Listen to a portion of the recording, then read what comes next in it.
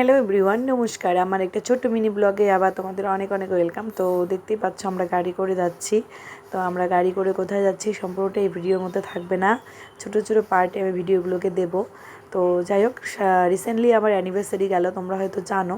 তো আগের থেকেই একটা প্ল্যান করে রেখেছিলাম যে আমি এক জায়গায় যাব, আর অ্যানিভার্সারিটা সেই জায়গাতে সেলিব্রেশন হবে।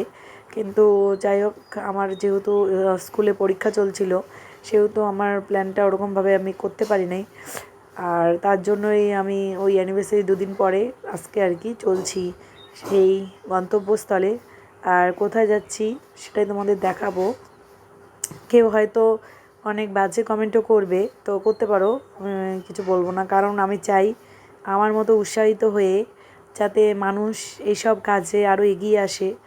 হ্যাঁ, আমরা চাইলেই অনেক কিছু করতে পারি। তো আমার এটা মানে একটা স্বপ্ন পূরণের মতো।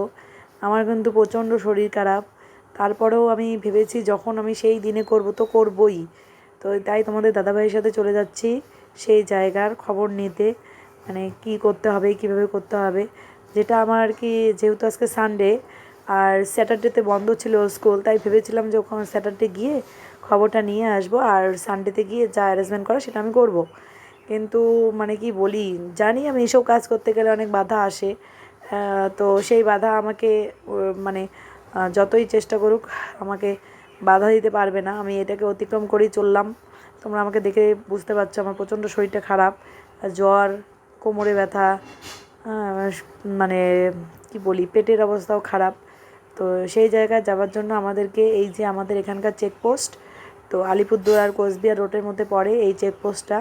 তো এই চেকপোস্টে যারা গাড়িতে আসবে তো এখানে নামতে হবে, এখান থেকে টোটো করে যেতে পারবে। আর যেহেতু আমি আমার পার্সোনাল কারে যাচ্ছি, সেহেতু আমি তো ওই গাড়িতেই যাব। আর তোমাদেরকে দেখাবো রাস্তাটা অ্যাকচুয়ালি 4 লাইন হচ্ছে, তার জন্য প্রচণ্ড অবস্থা খারাপ। আর দেখো, আমিও 4 লাইন হওয়ার পর এদিকে যাইনি, তো দেখতে থাকো তোমরা।